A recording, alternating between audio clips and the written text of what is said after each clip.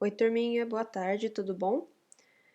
Tô aqui postando novamente esse vídeo pra vocês, porque no outro eu percebi que tava com problema no áudio no começo do vídeo, então ficou sem a minha voz, aí começou lá no meio do vídeo, né, vocês conseguiram ouvir minha voz. Então tô aqui gravando de novo pra vocês, pra conseguirem fazer as atividades, tá, de CHN. Então vamos lá, vamos abrir aqui. Essas atividades são da página 197 até a 201, tá bom? Então vamos lá. Deixem os livros abertos junto comigo aqui enquanto vocês estão assistindo os vídeos, para vocês irem acompanhando a leitura e fazendo as atividades junto comigo, tá bom? Então vamos lá. O que a gente está vendo aí agora, nós vimos nas outras aulas sobre animais invertebrados, que eram aqueles que não possuem coluna vertebral e nem crânio. E hoje nós vamos ver os animais vertebrados. Os animais vertebrados são aqueles que, né, têm o esqueleto, né, interno com a coluna vertebral e o crânio. Então, todos os animais que possuem essas duas características, que são a coluna e o crânio interno, eles são chamados de animais vertebrados, tá? Nós temos aqui alguns exemplos de animais vertebrados, tá? O sapo, que é do grupo dos anfíbios, o peixe, o pombo, que é do grupo das aves, o gato, que é do grupo dos mamíferos, e o jacaré, que é do grupo dos répteis. Nós vamos ver cada um desses grupos aqui, tá? E entender um pouquinho melhor suas características de cada grupinho, os anfíbios, os peixes, as aves, os mamíferos e os répteis, tá? Então vamos lá, página 198. Começando aqui com os peixes. Ó, lembra que eu falei para vocês que os peixes possuem coluna vertebral e possuem crânio, então por isso eles são considerados animais vertebrados, tá? Vamos lá. Os peixes são animais que vivem e respiram na água por estruturas chamadas brânquias. As nadadeiras e a pele, coberta por escamas, facilitam a natação.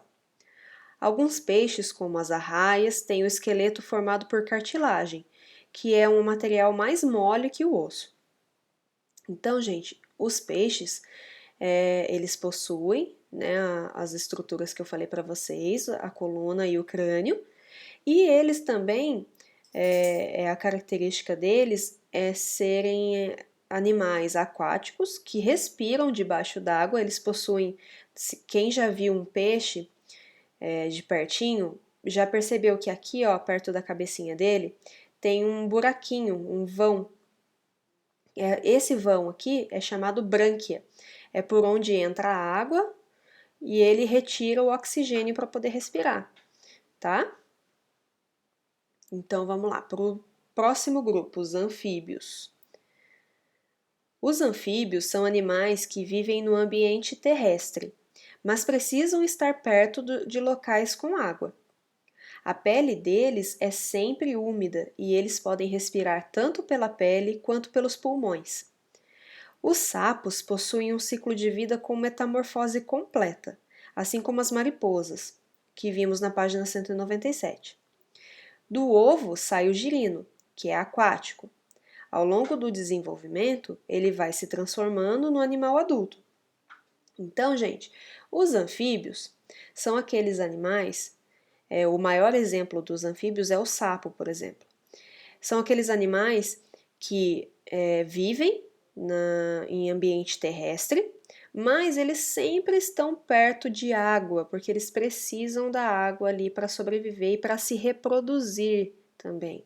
O sapo, ele também é vertebrado, olha lá a coluninha dele e o crânio. Ele é vertebrado e ele tem a pele bem úmida. Quem já viu um sapo de pertinho ou uma rã sabe o que eu tô falando. A pele dele é bem úmida e bem lisinha. E eles também conseguem respirar pela pele. É um mecanismo que eles possuem que nós não possuímos. Eles podem respirar tanto pela pele quanto pelos pulmões, eles também têm pulmões, tá bom? E aqui está falando que os sapos, por exemplo, eles possuem um ciclo de vida com metamorfose. Então, quando ele nasce dos ovinhos, né? A mamãe sapo vai lá na lagoa, ou na beiradinha do rio, ou na beiradinha da lagoa, bota os ovinhos, e aí desses ovinhos vão sair os girinos, eles são parecidos com peixinhos muito pequenininhos, né? Tem a caudinha, só que daí eles vão crescendo e vão desenvolvendo o corpo do sapo, né? Porque eles vão ser sapos quando eles forem adultos. Vai nascendo patinha traseira, vai nascendo as patinhas dianteiras, eles perdem o rabinho e vão crescendo e se desenvolvendo até chegar no formato do sapo que a gente conhece, tá bom? Vamos lá para os répteis.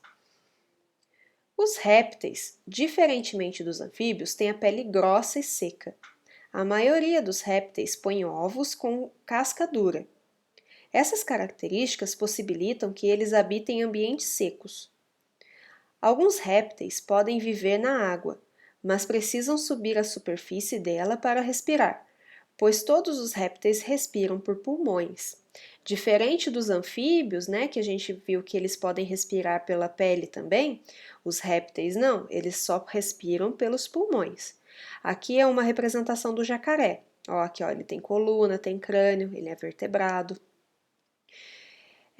O jacaré é um réptil, ele possui a pele bem grossa, né, e seca. Eles põem ovos para se reproduzir.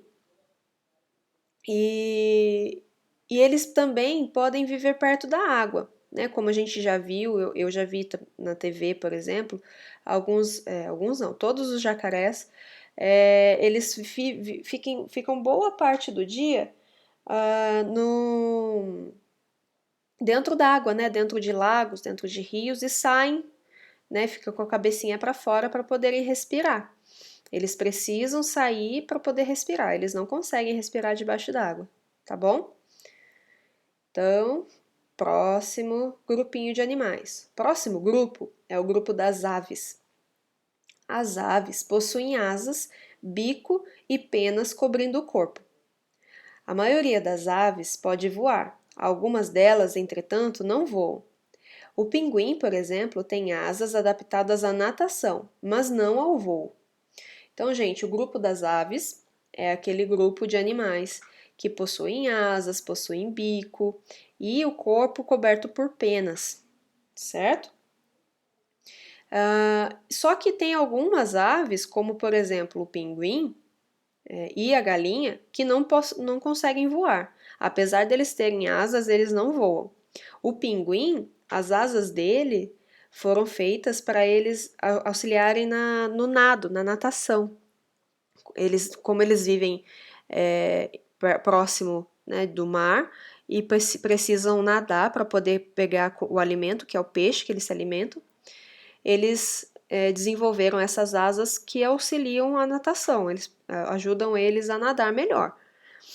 Então, eles não podem voar como uma ave comum, mas a maior parte das aves, né, como a gente conhece, os pombinhos, os pardais, periquitos, eles podem voar.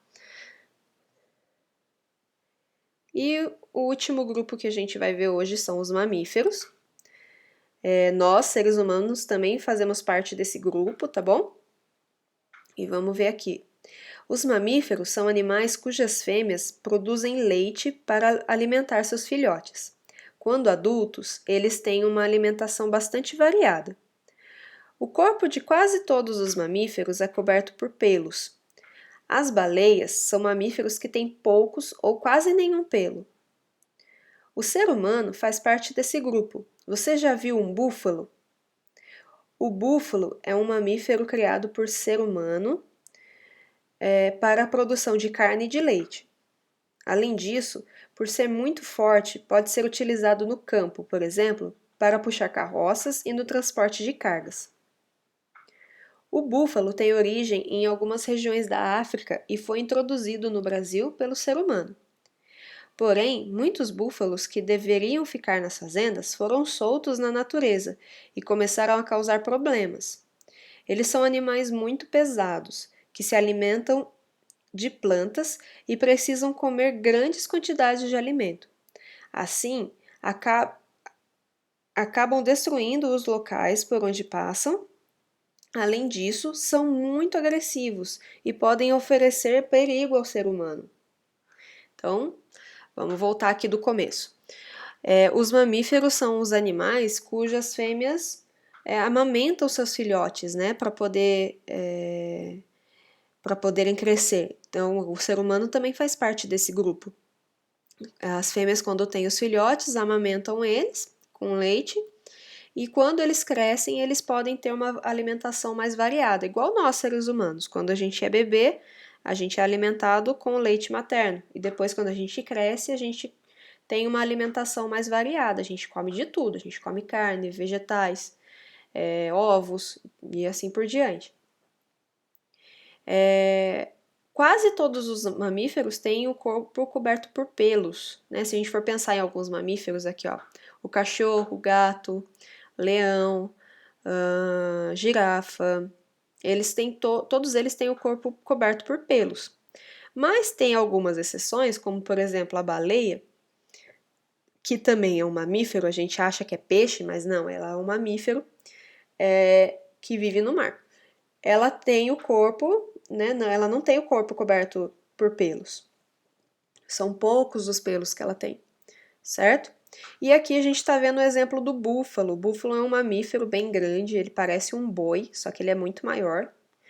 E ele também não é daqui do Brasil, ele foi trazido pelo ser humano, né? Ele é originário lá da África e foi trazido aqui para o Brasil para poder ser usado na agricultura, né? Ele pode tem a produção de carne, de leite, de búfala. Não sei se alguém já ouviu falar em mussarela de búfala, que é o tipo de queijo que é feito com leite de búfala, né? E aqui no Brasil ele se adaptou à agricultura. Ele não é um animal aqui da região, né? E quando ele às vezes é solto na natureza, ele acaba fazendo alguns estragos, porque ele é muito pesado, ele destrói as plantações, e acaba desequilibrando a natureza, né? Porque o que ele come ele não está acostumado à alimentação que tem aqui na natureza do Brasil, certo? Bom, esses são os 5 grupos dos animais. E aqui a gente vai entender um pouquinho sobre a alimentação de animais, tá bom? Na página 200 e na página 201. Aqui a gente pode fazer junto as atividades, prestem bastante atenção e vocês vão fazendo junto aí comigo. Vamos lá, alimentação. De que os animais precisam para sobreviver? Todos os seres vivos precisam se alimentar, mas será que todos os animais comem o mesmo tipo de alimento? Os animais estão adaptados aos alimentos que encontram onde vivem. Vamos lá para número 1. Observe a fotografia abaixo. A capivara alimenta-se da vegetação encontrada perto de rios e lagos e de plantas aquáticas. Assim, ela poderia viver em um ambiente seco como a caatinga? Então vamos pensar comigo. Vocês acham que a capivara poderia viver num ambiente que é seco, com pouca vegetação, como é na caatinga? Não, né? Ela precisa de plantas aquáticas e que são encontradas perto de rios e lagos. Então, ela provavelmente não sobreviveria num ambiente como a caatinga, tá? Então, aqui a resposta é não. Ela precisa de vegetação aquática e que são encontradas perto de rios e lagos. 2. Imagine que um animal se alimenta de uma planta que só é encontrado em ambientes muito secos. Esse animal poderia viver na caatinga? Eu acho que sim. Imagina que um animal só se alimenta de plantas que são encontradas em ambientes secos. A caatinga é um ambiente muito seco, então provavelmente esse animal iria se adaptar, conseguiria viver na caatinga. Então, sim, ele poderia viver na caatinga, pois é um ambiente seco, tá bom? Vamos lá, página 201. A alimentação é fundamental para a sobrevivência dos seres vivos. A maioria dos animais que vive livre na natureza, explora o ambiente em busca de alimentos adequados à sua dieta. A presença ou não de garras, o formato da boca, do bico e dos dentes, ou mesmo o comportamento dos animais, tem relação com o modo como cada animal se alimenta. Então, gente, vamos pensar aqui, ó. A onça pintada, ela é um animal de hábitos noturnos, ela é carnívora, precisa caçar para se alimentar. Ela caça pequenos animais para poder sobreviver. Ela é um animal noturno, ela usa as garras e as presas para caçar, certo? Número 3. Nessa número 3, a gente vai fazer juntos aqui. Eu preciso que vocês escrevam perguntas para as respostas que a gente já tem aqui. A número 1 já está pronta. Então, a gente vai fazer a número 2, a número 3 e a número 4, ok? E as perguntas têm que ter a ver com essa imagem aqui, ó, macaco prego. Vamos ler a primeira pergunta e a primeira resposta e depois nós vamos fazer as outras. Pergunta: qual é o animal representado na imagem? Aí a resposta: o animal representado na imagem é o macaco prego. Então, número 2, pergunta. Nós vamos ainda escrever essa pergunta. A resposta é: o macaco prego vive no bioma da Mata Atlântica. Essa é a resposta da pergunta que a gente precisa. Então, vamos pensar. O macaco prego vive no bioma da Mata Atlântica. O que eu poderia perguntar aqui? Poderia perguntar em qual bioma o macaco prego vive. Então, vamos escrever aqui. Qual o bioma onde o macaco prego vive? Certo? Número 3. Nós vamos escrever a pergunta, vamos para a resposta. O macaco prego faz parte do grupo dos primatas, o mesmo do ser humano. Assim como nós, o macaco prego possui mãos que permitem segurar objetos firmemente. Então, a pergunta é: a qual grupo o macaco prego faz parte?